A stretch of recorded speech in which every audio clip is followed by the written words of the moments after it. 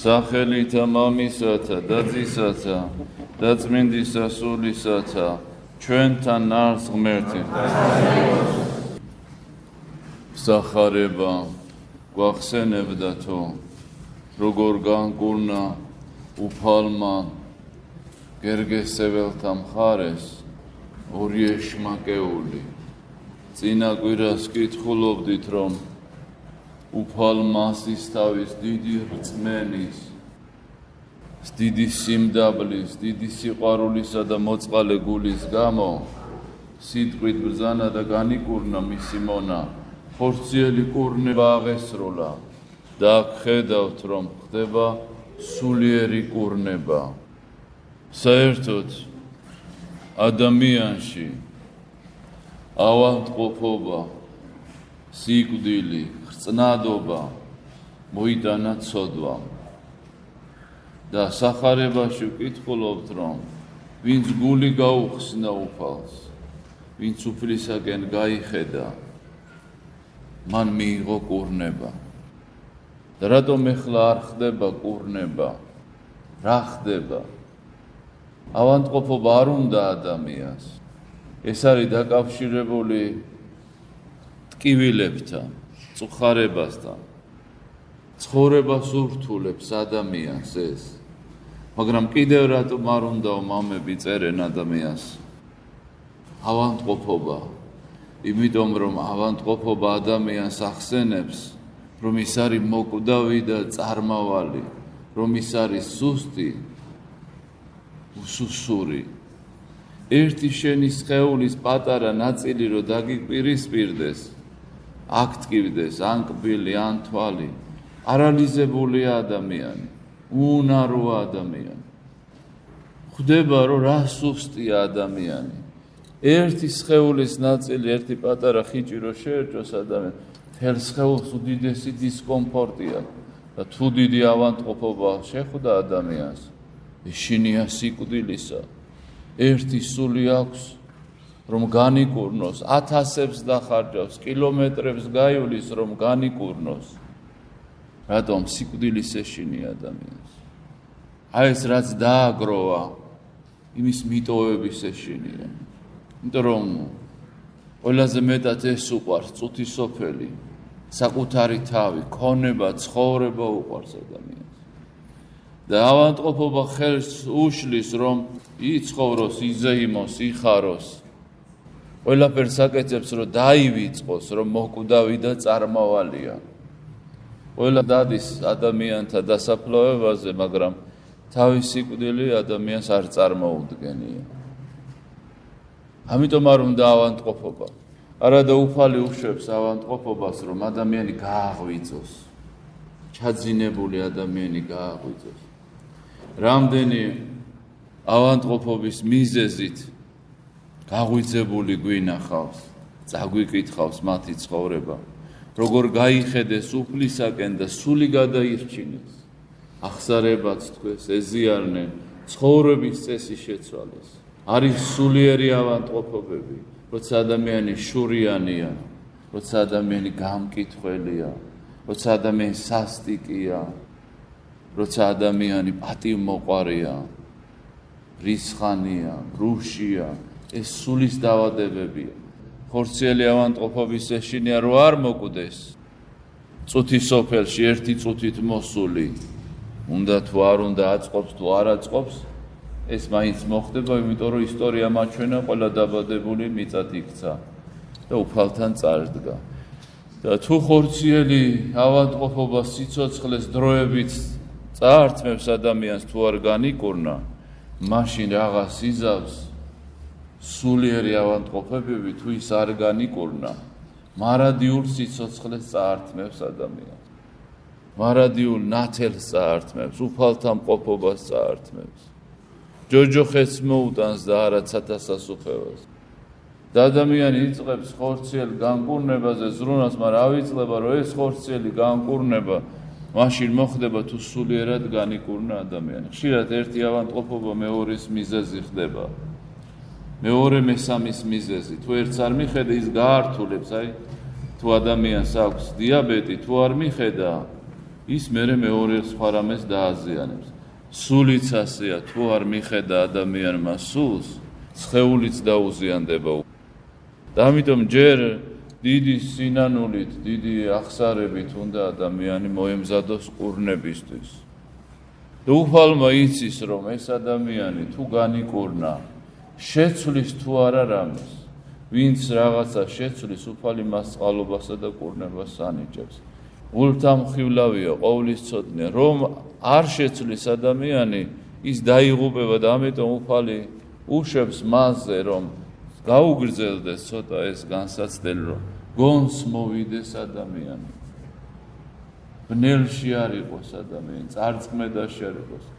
სიკვდილის ხსოვნა, ანუ რითიც ავანტყოფობით იხსენებს, ვაი თუ არ წავედი ექიმთან, რაც არ უნდა სასირცხოს სჭირდეს, გადალახავს ამ სირცხვის და წავა ექიმთან, იმიტომ რომ გადაირჩინოს ხორციელი სიცოცხლე. სულიერი სიცოცხლე უნდა გადაირჩინოს ადამიან რითი ავანტყოფობით, ანუ გაახსენდეს რომ ცოდვილია, გაახსენდეს რომ მოკვდავია, გაახსენდეს რომ უფლის ამჟავრაზე უნდა წარდგეს და აი ამ სიკვდილის ხსოვნით თავისი ცხოვრება უნდა შეცვალოს. ლაზარემ სიკვდილი რაში გამოიყენა 4 დღე მკვდარმა ლაზარემ და აღდგომელმა სიკვდილის შემდგომო აბსოლუტურად სხვა სიმაღლეზე ავიდა მისი ცხოვრების წესი. იქამდე წმინდა იყო და მეგობარი ერქვა უფლისა და მამები ამბობენ, რატომ ერქვა მეგობარიო და ცოდვასთან არ მეგობრობდაო. ვინ ცოდვასთან არ მეგობრობს, ის ქრისტესთან მეგობრობს, დიდება უფალი. და მაინც უფრო მაღალ საფეხურზე ავიდა. ანუ ადამიანი დაფიქრდება, რომ უძლურია, მოკვდავია, სუსტია, უსუსურია, განრღვეულია. ერთი კბილი დაუპირისპირდა და შეიძლება კედელზე გავიდეს ადამიანი ტკივილისგან და ქრისტე რო დაგიპირისპირდა, ქრისტემ რო გითხრა, წადი ჩემგან, წეულო, არ გიცნობ შენ, წადი ცეცხლსამას საუკუნესა, როგორც სახარებაში თვითონ ამბობს, ესევე ტყვიო, გადააგდეთ გარესკნეშიო. რაც მატლია დაუძინებელი, ცეცხლი დაუშრეტელი. შენი სხეული გიპირისპირდება, რა დღეში გაგდეს და უფალი რო დაგიპირისპირდეს, რა იქნება. ამიტომ უფალთან მტერობა არ შეიძლება, უფალს უნდა ემეგობროს ადამიანი. და ეს სიკვდილის გაახსენებს ავანტყოფობა და ადამიანის ცხოვრების წესს. აი ჩავიდა, ეშმაკეული განკურნა გერგესეველთა მხარეს და მათ რა უთხრეს? ტრობა არ გამოიჩინეს, მაგრამ უთხრეს, გაგშორდი უფალო, წადი უფალო და ჩაჯდა ნავში უფალ და გაშორდი. აი დღევანდელი ადამიანის ესია, მტრობას არ იჩენს უფლისადმი, რწმენისადმი. აი გადაიწერს პირჯვარს, შევაერსანთეს ჩაარჯობს ხატთან, მინახავს აქ არასწორად გადაიწერს პირჯვარს, არა ვიცი.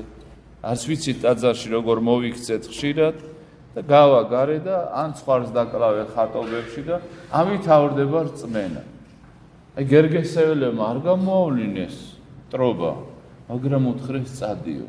ხშირად ადამიანის ესე არავლენს უფლისადმი მტრობას, მაგრამ მის ცხოვრებაში არ უნდა უფალი იყოს. ღვთის ნათელი არ უნდა იყოს. მას უნდა ის თავისი ბილწი ცხოვრება, ნაყროვანი ცხოვრება, გამძღარი და გაზულუქებული ცხოვრება უნდა. არ უნდა იმარხულოს, არ უნდა როილოცოს, არ უნდა რომ ღვთის დიდებაზე წავიდეს კვირა წირვაზე. არ აწყობს ეს. ის აწყობს რაც მას უნდა და ის არა რაც ქრისტემ თქვა და ასწავლა. ერთი სული აქ დაივიწყო და წაშალოს ქრისტეს სიტყვები. იმიტომ რომ ქრისტე რო ირწმუნეს და მისი მცნებები გაიგოს, ცხოვრების წესი უნდა შეცვალოს, მაგრამ ბაყაყს უნდა ჭაობში ყოფნა და არა ყვავილოვან ველზე. ადამიანის ესია. წადიო უთხრეს, უფალო, წადიო, გაგშორდიო, ღორები დაგვეხჭო ჩვენო, ღორებთან გვაწყობდა ცხოვრებაო. ადამიანის ესია. ღორებთან, ანუ ვნებებთან აწყობს რა ჯობია ნაყროვანებას, ვერცხლის მოყარებას, საკუთარ შვილებს საყვედრიან, თუ რამეს იშოვიან და აჭმევენ ან სადღაც რაღაცაზე ატარებენ, საკუთარ ცოლში საყვედრიან ხშირად და ხშირად ცოლი აყვედრის თუ როგორ ემსახურება თავის შვილებს. ქრისტე მსახურად ექცა წუთის სოფელს. გაუმაძღარია ადამიანი. ყველაფერში გაუმაძღარი ადამიანი, ცოდვაში გაუმაძღარი ადამიანი, მადლში უნდა იყოს მოშურნე ადამიანი, ქრისტეს ნათელში უნდა დადიოდეს. არა ეს წუთი სოფელი სასიამოვნო, ერთი წუთით კი ბატონო სასიამოვნო, მაგრამ რო წარდგები უფალთან რა იქნება და როდის წარდგება ხვალ ზეგ განვიკურნები, ზეგ შევცვლი. გადადებული საქმე, გადაგდებული ეშმაკი ეუბნება ადამიანს. კი, ილოცე, იმარხულე, ეკლესიაში არის აღსარება თქვი, ეზიარე, ოღონდ ხვალ. აი ეს მარხვა მთავრდება და რამდენივე ვერ ეზიარა, რამდენს არ ეჩქარებოდა, რომ მის სხეულში წმინდა ნაწილები მიიღო, წმინდა ზიარება მიიღო, წმინდა ქრისტეს სისხლი და ხორცი მიიღო და განხრთობა მიიღო და მადლი მიიღო. არ ეჩქარება და ამ გერგესეველებს არ უნდა წადიო უფალო. ეხლა რა უგუნურები არიან, არა რომ უფალი მივიდა, ეშმაკეული განკურნა, მათ გამო არავინ აღარ დადიოდა იმ გზაზე, ეშინოდათ მათი და კი არ მოусმინეს და კი არ ჩაეჭიდნენ, წადიო უფალო უთხრეს. ჩვენ რაღაცა საფრთხოს რო გავიგეთ, კი არ ჩავეჭიდებით. არა, ეგრევე ზურგს აქცევს ადამიანი, სადღაც იქ ეჩქარება. თავის ვნებებთან, თავის ღორებთან ეჩქარება ადამიანი. ღორების გამო უთხრეს უფალს წადიო, აუგუნურებაა და იგივეს არ ვაკეთებთ. შეგვიწყალე უფალო, ცოდვების სიყვარულის გამო უფალს ვეუნებით უსიტყოთ, მაგრამ ეს უფრო მწარია, ცხოვრების წესი წადი ჩემგან უფალო. ამას ეუბნება ადამიანი. ამაზე უნდა ვიფიქროთ, გერგესეველი ხო არა ვართ, რომელიც უფალს არ ვეწინააღმდებით, მაგრამ არც ვირწმუნებთ და არც ვიწყნარებთ. ჩვენი ცხოვრებიდან, ჩვენი სული სახლიდან დევნით, ჩვენ გულს არ უთმობთ. ქრისტეს ნათელში არ დავდივართ, ბნელში დავდივართ. ნეაპოლში არის ერთ დიდი წმინდანი იაუნუარისი და ის დიდი სიწმინდე იყო და ქრისტეს გამო თავარმა გავარვარებულ ცეცხლით სავსე უმელში ჩააყვანინა და ღმერთმა დაიცვა, როგორც სამი ყრმანი დაიცვა ველსამას და ირისასა, აქაც ცეცხლისგან დაიცვა, გამოვიდა ესო მოგვიაო, თავისი ეშმაკეული ძალები დაიცვა თავიო. მერე მრავალი სატანჯველი შეამთხვია, მხეცებს მიუგდო და მხეცებმა ღვთის ძალით თავი დახარეს მის ფეხთა წინაშე და არ აავნეს. ესეც მოგობას მიაწერა. მერე თვითონ დაბრმავდა უფლის განგებით და წმინდა იანუარის მიეცა ძალა რომ განეკურნა და განიკურნა და ეს რომ ხალხმა ნახა ერთი ამ სასწაულით 5,000 ადამიანიო ქრისტეს ეკლესია შეემატა, ასე დიდი სასწაული რომ იხილეს. ეს კი არ განიკურნა, უფრო და უფრო გაბოროტდა და გააყვანა თავი მოაკვეთინა წმინდა იანუარისისათვის. წარმოგიდგენია, რამდენი რამ ნახა, სხვებმა ირწმუნეს, ამან საკუთარ თავზე ღვთის ძალა გამოცა და მაინც ვერ გაიგო. ხშირად ჩვენც ესე ვართ. მაინც ბნელში რჩება ადამიანი. წადიო უფალო ეუბნება, არ მინდა, ცოცხლად რამდენჯერ ადამიანმა ღმერთის ძალა გამოსცადა და დაანახა უფალმა თავის თავი. და ადამიანს არ უნდა. აი ასეთ სიბნელეში რჩება ადამიანი სამწუხაროდ. და უფალმა მოგმადლოს იმისი სურვილი, იმისი ძალა, რომ ჩვენი ავანტყოფობით გავიხსენოთ მოკვდაობა, ხორციელი და მარადიული სიკვდილი, გავიხსენოთ სულიერი დაავადებებით, ხორციელ დაავადებებზე მეტად, გვინდოდეს სულიერი დაავადებების განკურნება და მაშინ ადამიანი ორთავ სოფელში გაიხარებს. ახაც გაიხარებს და იქაც გაიხარებს ადამიანი. წყალობა მოგცეთ, სიხარული მოგცეთ, ღეგრძელობა მოგცეთ. ამით მინდა დავამთავრო დღეს იხსენება წმინდა მიქაელი, ყულოშვილი, ჰერელი. ჰერეთი იცით, რომ ჩვენი ძვირძველი მიწა, ჩვენი ბედუქმართობის გამო ეხლა სხვა სახელმწიფოს ეკუთვნის ეს მიწა. მცირე სახით შემორჩენ ქრისტიანები იქ რამდენიმე სოფელია. აი ქურმუხის დღესასწაული გახსოვთ, კახია კი სოფელი იქ არის ტაძარი. და ერთადერთი ტაძარი აქვს ეხლა, სადაც წირვალოცვაა. და ქურმუხში აქამდე წირვის აღსრულების უფლებას არ აძლევდნენ, მარტო პარაკლისის უფლებას აძლევდნენ ქართველებს ამ ჩვენ მიწაზე. და ჩვენ მიწაზე აი გაჭარაში, მარნეულში და სხვაგან მარტო მარნეულში 45 მეჩეთია.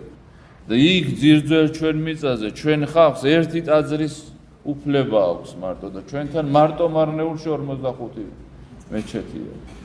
რა უთანასწორობა არის. დღევანდელი წმინდანი იქ დაიბადა გამუსულმანებულ ოჯახში. მაგრამ ქრისტეს ნათელი გაიგო, ჭეშმარიტება გაიგო და ყველაფერს აკეთებდა, რომ ქრისტე განდიდებულიყო, ხალხში რწმენა გამტკიცებულიყო. და როცა მოხდა რევოლუცია და ეს იყო უკვე 1917 წელი, 1918 წელს ეს ღვაწლმოსული მოხუცებულება შესული ადამიანი ისევ აგრძელებდა ქრისტეს ქადაგებას, მსახურობდა ტაძრებში, მაშინ ბევრი ტაძრები იყო, მერე აიგზალა, ერთზე ჩამოვიდნენ და მტრობდნენ, ესე იგი ისლამის მიმდევრები. ცდილობდნენ, რომ ხალხში ისევ ისლამი შეეტანათ, ვინც მოიქცა მისი ლოცვი და ქრისტიანობა გაექროთ ჩვენი ძირძველი მიწიდან. წიგნს ვერ შეიტანა, აი წიგნი რო შეიტანა ახალი აღთქმა, საზღვარზე აბა გადაიტანენ. და აქ რასაც უნდა იმას შემოიტანენ. მაგრამ ამას დავიდავნებ. და ერთხელაც თასმალოში წმინდა თომას მოციქულის ეკლესიაში მსახურობდა და ხითან შეხვდა კაცი, ავანტყოფი მყავსო, წამოდიო, მომხედეო. დაუჯერა, შევიდა თუ არა ხალიჩას ქვეშ სარდაფში ჩავარდა.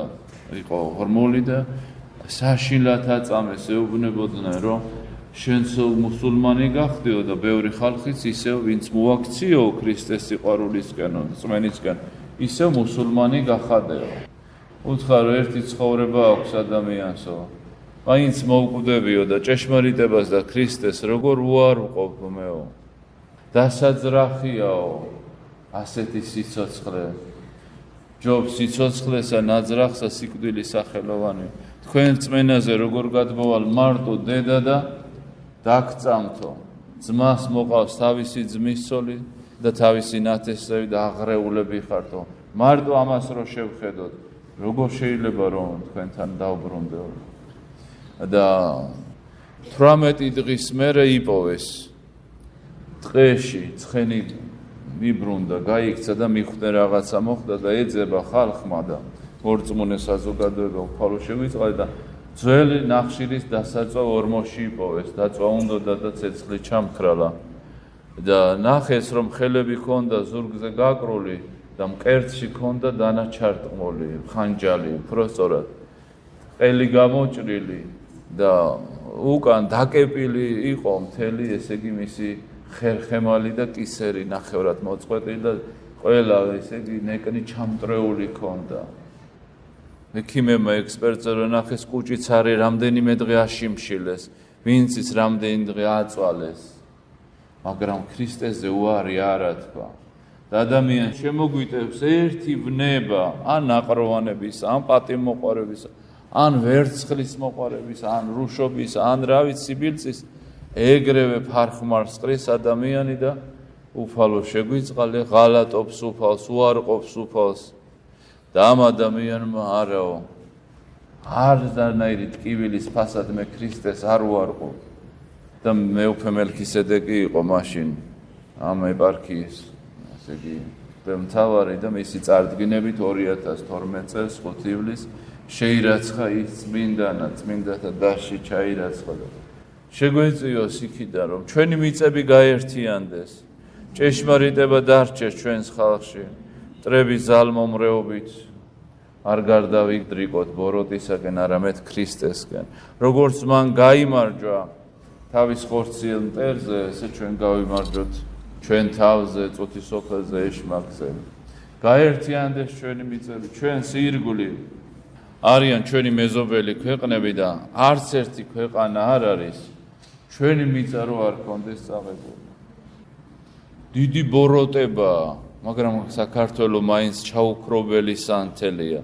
მაინც ანთია, რაც არ უნდა დიდი ქარები იყოს, მაინც ანთია ეს სანთელი ქრისტესთვის.